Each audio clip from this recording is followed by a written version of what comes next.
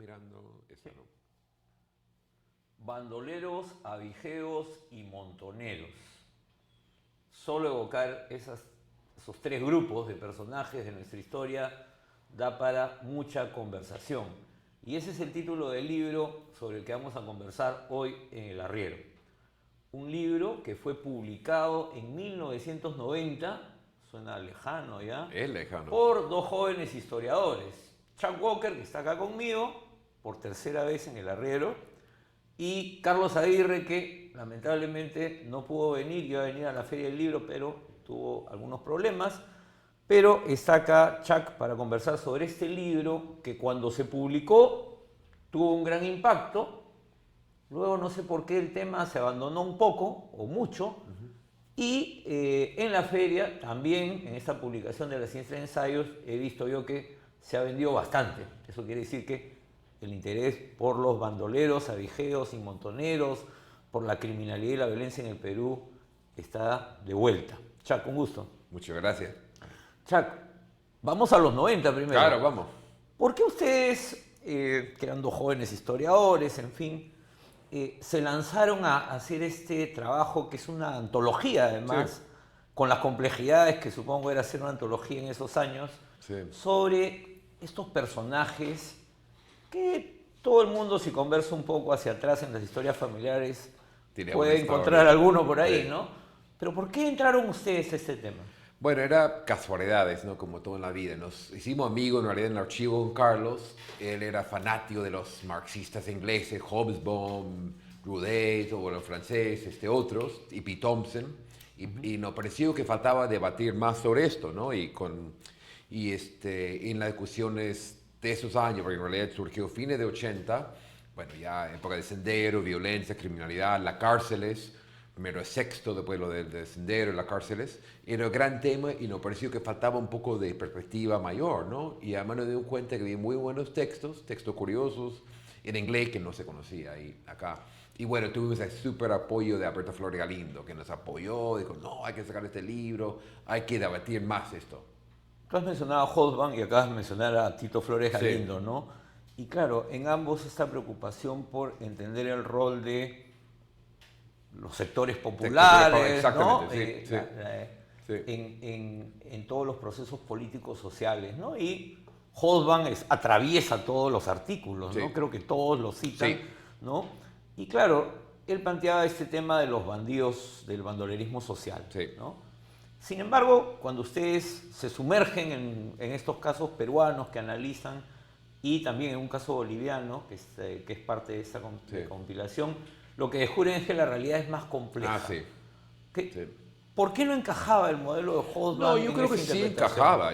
Los textos, por ejemplo, sobre los bandidos, bandoleros de la costa, que muchos eran negros, tenía para mí, para Carmen Vivanco, para Berta Flores Galindo, tenía un aspecto político. Es decir, el Estado, el discurso oficial era, estos son unos ladrones, son negros ladrones, pero uno va investigando y ve, protegen a los esclavos, roban en la época de independencia más a los realistas, permiten pasar a los liberales, hay algo ahí, ¿no? O Tu sea, estudio era sí, sí. quizás donde se expresa con más Claro, claridad, ¿no? ahí sí, pero tampoco, o sea, el gran debate sobre Hobsbawm se simplifica por una frase, o sea, ¿por qué roban a los ricos? Y la respuesta anti-Hobsbawm es porque los ricos tienen plata, según el robo a quienes les puede robar algo, ¿no? Ah, claro, Porque exactamente. a los otros solo le podían robar, Sí, como alguien sí. dice, solo un poncho, quizás. Claro, ¿no? exactamente, pero igual creo que todos los textos tienen algo de la mitificación, la visión muy romántica de los bandidos, o sea que la realidad siempre era bastante compleja.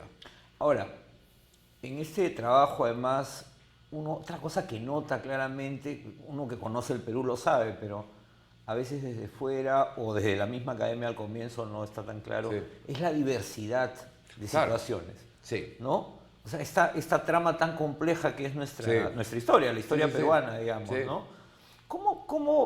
¿Cómo lograr, o sea, cómo abordar esto? Porque claro, uno hace un estudio de caso y dice, bueno, en la Sí. costa centro del Perú Sí. era de tal forma, Sí. pero en las alturas de Canchis era totalmente distinto. Claro, el primer paso es reconocer esta diversidad, es decir, no hay un modelo andino, si lo saben, Puno es muy diferente que Cajamarca, ¿no? Y nosotros no pudimos y no planteamos nunca, digamos, hacer un evento buscar textos. Era lo que teníamos, lo que estamos investigando aquí. Carlos, yo, Alberto Florialindo, Carmen Vivanco, bueno, los grandes amigos, Carlos. Orlo de Taylor. Claro, pero Valderrama y Carmen Escalante, claro. Ricardo, y los textos que estaban por salir en inglés, o sea, en un momento falta, sin duda, ¿no? Y en realidad nuestra idea era comenzar aquí y fomentar más discusión, pero sí, lo que sé es una gran diversidad. Ahora, ustedes señalan en la introducción que el tema no se continuó. ¿Qué pasó con la historiografía? Porque Sí. es un momento, o sea, fines de Claro. los 80 es un momento, y en el Perú Flores Galindo era Sí, como que el sí, que marcaba sí, la agenda, sí. en que las clases populares eran claves para, sí. para entender la historia. ¿Qué pasó después? Yo creo que era sendero en la violencia, me explico. En ese momento un joven sociólogo, historiador, antropólogo, en primer lugar era muy difícil hacer trabajo de campo. O sea, por ejemplo, lo que decía Orlov, conoció a los abigeos en los 70 y después volver a la cárcel en 78 en Sicuani a buscarlos. Bueno, 10 años después, en 88 o 91, las cárceles eran otra cosa, ¿no? O sea, era muy difícil el trabajo de campo. Pero creo que el interés en los... O sea, fomentó una discusión, pero iba hacia la actualidad. En realidad, ascender la violencia del Estado. O sea, hemos visto citado mucho el libro, gente que trabaja sobre el discurso del otro, terroqueo, todo eso. Claro. Tuvimos un peso. Pero no hubo un, digamos, boom de estudios de esto. Hubo más bien en otro país, en México, Argentina, Chile, y ese libro tuvo muy buen, y eso está en el prólogo de Dabove, ¿no? Ahora, una cosa que me llamaba la atención, recordando, yo he leído este libro también cuando salió, ¿no? Sí. Hace tanto tiempo, además trabajando en Cusco, Sí. pero leyendo el libro de Mayer, de Eric Sí. Mayer, el texto Sí. de Eric Mayer, ¿no? Que casi que era de avanzada en esa época, ¿no? Sí. Plantear ese tema más del impacto de lo ecológico, digamos, en todo este tema, ¿no? Me llamaba la atención en relación a algunas cosas que se dicen también sobre los conflictos hoy en día. Sí, sí. ¿No? Sí. Que hay determinadas estaciones en el año en que hay más propensión Claro. al desarrollo de la conflictividad. Claro. Pero eso se explicaba en un mundo, de una sociedad rural quizás donde los agricultores estaban permanentemente en el campo. Sí. Ahora ya eso es casi un anacronismo. Claro, sería. pero lo que sí, los estudios andinos, por ejemplo, aquí en el libro, que se ve, o sea, en Lima uno se olvida de los meses, o sea, bueno, hace más frío, ahora entonces que de frío, hace más calor, pero igual, yo, de O sea, Tupac Amaru. el ciclo agrícola, digamos. ¿no? Exactamente, o sea, Tupac Amaru yo resalto como mucho, o sea, volví al tema de, en la cosecha, hay meses que los campesinos no pueden luchar, hay meses de menos trabajo. Eso es lo que me gustó mucho ese trabajo de Mayer, ¿no? Está Y muy que era presente. bastante innovador en ese Sí, momento, no ¿no? existía, O sea, sí. ya mirando hacia Sí, atrás, no. sí. Ahora, otra cosa es esta dimensión de el vínculo que tú trabajas entre el bandolerismo o las diferentes formas de bandolerismo y los procesos políticos, ¿no? Sí. Sobre todo los momentos de guerra. Sí, Y ahí el texto de Taylor sobre Sí. Cajamarca, ¿no? Sí. Es notable. Y también cuando tú trabajas justamente el tema de, después de la guerra de independencia Sí. y después de la guerra con Chile, durante la guerra con Chile, tú Sí. lo que tienes es una sociedad armada. sí, sí. Y Sí. esto explica que Claro. se expanda más el bandolerismo Sí. y tenga estas conexiones políticas. Pero eso otro tema que se quedó. Éramos mucho trabajando clases populares caudillos, todo el siglo XIX a través de una visión popular y justo me han pedido varias charlas, presentaciones. Estoy trabajando en parte pensando en Bicentenario. Nos quedamos, o sea, todavía no entendemos la participación popular en la Guerra Pacífica, un tema que Nelson Manrique, Florencia Malón, Bonilla, ese debate, ¿no? Tan bueno, tan importante. Se quedaba mucho esto, pero hay que recordar esto, ¿no? Y el lado popular, pero también el lado de las élites locales, Sí, ¿no? sí. O sea, Camonalismo, que siempre ha sido un complejo un poco simplista, ¿no? El de arriba impone, los de abajo cumplen, ¿no? Eso hay que trabajar mucho más. ahora, en ese sentido, el libro, como decíamos, planteaba una agenda, digamos, de alguna manera de Sí. temas para trabajar, que luego no se desarrollaron de esa manera. En fin, además nuestra sociedad se fue por otro lado. Sí, digamos, exactamente, ¿no? sí. Pero, ¿qué es lo que tú le recomendarías, por ejemplo, a un historiador joven ahora, pensando en estos temas, Sí, ¿no? que sí. tienen que ver con criminalidad, conflicto, Sí. delito, ¿no? El manejo de la ley? ¿Qué es lo que hay que mirar? ¿Qué es lo que hay que volver a Sí, preguntarse? Sí, o sea, en primer lugar, hay que ir a los archivos. O sea, las causas criminales que están en el archivo general están ahí. Se trabaja. ¿No? Es lo que más se encuentra en los Claro, archivos. y además una delicia. Yo comencé de historia, o sea, otros trabajaban notarios, pero es como leer la mejor página de periódico, porque hay sangre y tensiones, discursos, ¿no? O sea, yo digo a los jóvenes, digo trabajo, que aquí se han puesto mucho historia institucional, trabajar estos, ¿no? Tanto las acciones, pero también el discurso de arriba, cómo se pone el Estado, la noción del otro, esas cosas, pero también el racismo o sea, el racismo entre diferentes grupos. Yo creo que habría, o sea, yo soy hincha todavía, soy creyente en la historia social. Claro, ¿No? porque en algunos trabajos recientes sobre la historia del conflicto armado interno, Sí, ¿no? Ricardo sí, Caro con su sí, tesis, o Guido Chatti con su tesis, sí, lo que uno ve es que han logrado salir de este entrampe que había con claro, los estudios de sí, memoria, sí, donde lo único que se recoge es la voz, que es sí, importante, sí, obviamente, sí. la historia más oral, y son volver a estos archivos prefecturales, en ese Exactamente. caso. Sí, sí, sí, sí. No, yo justo iba a decir, o sea, en Lima, digamos, el archivo general, pero hay causas judiciales, esto nos da una entrada interesante en la política y un montón de facetas. Sé que... Ahora, lo otro es, era una visión romántica la que ustedes tenían de cuando empezaron a hacer estos trabajos. Bueno, éramos jóvenes, ¿no? O sea, y el libro salió y Además romántico. lo publicó el Instituto de Apoyo Agrario, que era Sí, una institución muy comprometida con el movimiento campesino en sí, ese momento, ¿no? exactamente. Alguna gente quizás no lo recuerde, pero Sí, sí, era sí, un actor sí. clave, ¿no? Nosotros muy ilusionados porque éramos jóvenes y publicar con lo que habían publicado Buscando un Patricio Inca. Buscando un Inca, Manuel Borga, Patricio Liar y González, esta ilusión total. Sí, un poco, sin duda, un poco romántico. Estaba por salir, digamos, los debates sobre resistencia y creo que yo y Carlos somos más críticos en el sentido de no todo es resistencia, no todo es una visión alternativa desde abajo, pero lo que sí, a la vez yo sigo pensando que ese tema ausente, o sea, política y sectores populares me apasiona y creo que es un tema fundamental y que falta muchísimo y se quedó mucho en el Perú. ¿Y cuánto de todo esto, ahora que estamos también, otra fecha importante que estamos celebrando nosotros acá son los Sí. 50 años de la reforma Sí, agraria, ¿no? sí, sí. ¿Cuánto de este mundo desapareció? Parte de él, Claro, o sea, a lo que voy es, uno encuentra, uno lee claro. algunas, este trabajo que recogían ustedes Sí. de los archivos, y uno lee descripciones de crímenes que podrían haberse dado en la época de Sendero, Sí. o de algunos feminicidios inclusive, Sí, sí, ¿no? sí, Hay sí. uno ahí de la época de Tupac Amaru. ¿Cuánto de esta violencia persiste y cuánto hay esa expresión de otro tipo de procesos? Sí, bueno, en parte, digamos, el aspecto casi mecánico del proceso mismo, igual con los robos en Lima. Yo me acuerdo, vivía aquí en los 80, te robaban un lapicero, Parker, o te robaban la billetera y no había armas. O sea, hay un... O sea, Que ahora te roban el celular, digamos. exactamente, pero ahora hay más pistolas, hay un armamento. Yo creo que es un cambio fuerte, ¿no? Y estamos hablando de muchos robos en caballo y hoy ha cambiado la tecnología, pero queda bastante. Yo sigo pensando que a veces pensamos en el Perú pre-80 o 79, o sea, pre-Sendero y post, y siempre hay continuidades y temas que Y estas tratamos. continuidades, ¿por qué se explican, digamos? Porque Bueno, claro, sí. no se trata de decir, bueno, Claro.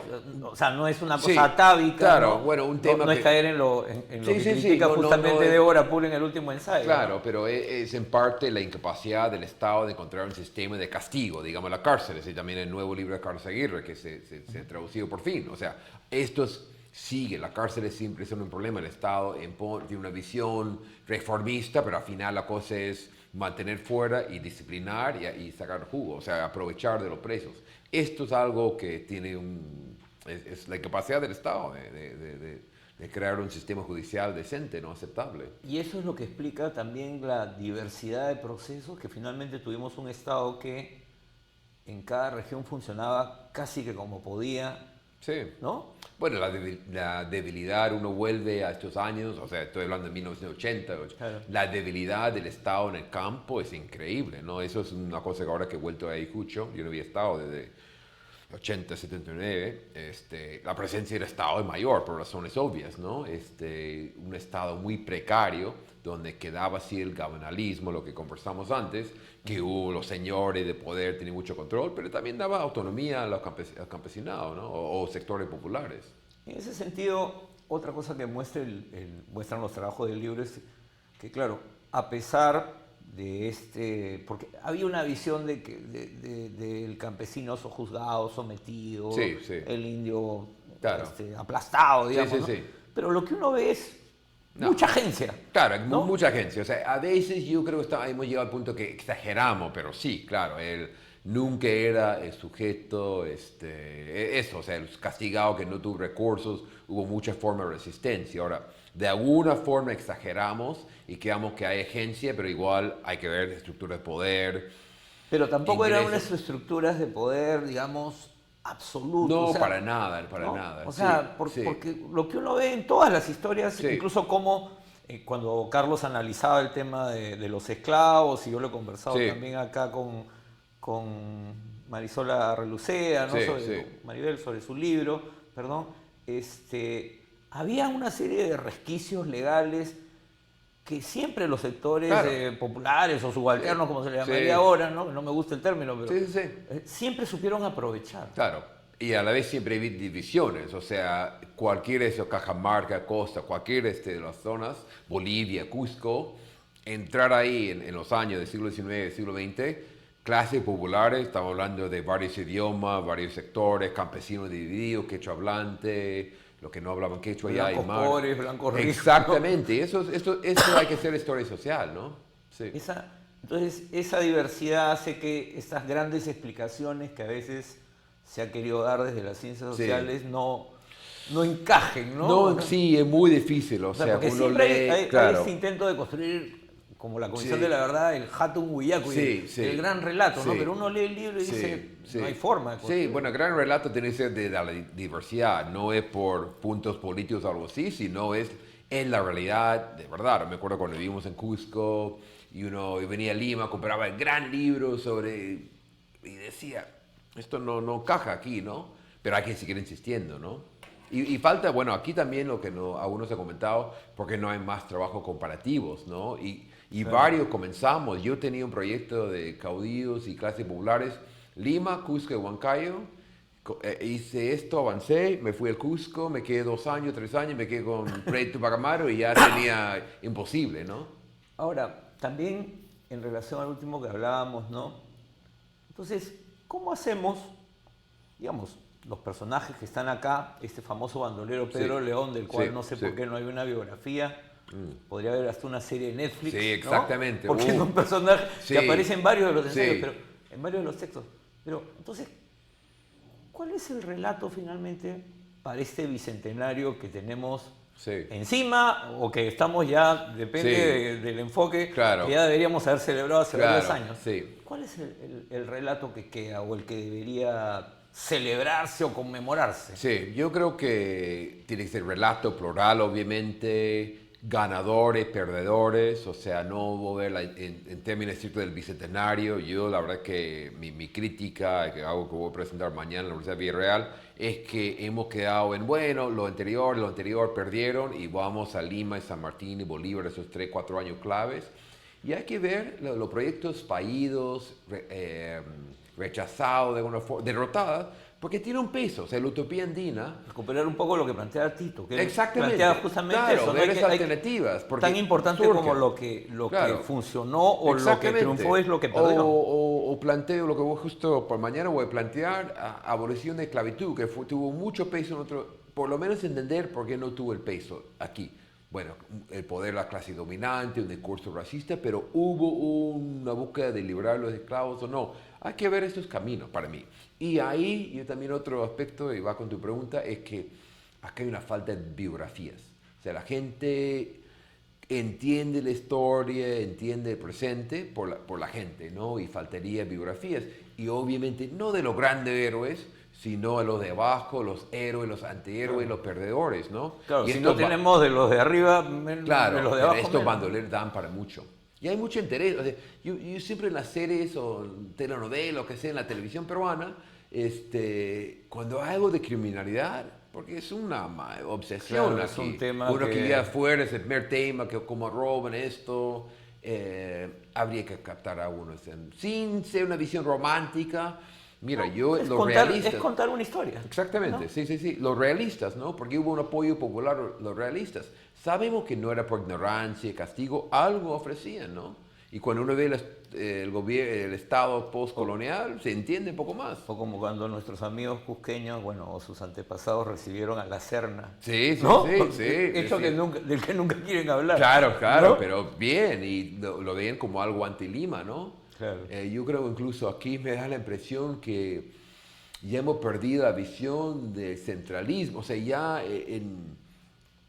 un tema central en en Argentina, México, cualquier debate político entre lo de, bueno, los chilangos contra el resto del país. Acá ya el Lima es de Perú, ¿no? Y hay que repensar eso, ver las alternativas en Cusco y Puno, como, de manera muy creativa, ¿no? Bueno, si no, en Arequipa no estaría Sí, pasando sí, sí, ahorita lo que está exactamente. pasando. Sí. Bueno, Chuck, muchísimas gracias No, a por ti. la conversación. Amigos, amigas, hemos saltado de un tema a otro, evocando este libro, recordando sus páginas y yo se los recomiendo. Bandoleros, avijeros y montoneros. Un libro que vuelve a ser publicado casi 30 años después y que yo les recomiendo leer porque no solamente son buenos textos de excelentes investigadores de aquella época y algunos que eran bastante jóvenes en ese entonces como Chuck, sino que además todos son textos que estuvieron muy bien escritos, cosa que yo siempre celebro cuando leo un libro. Nos vemos.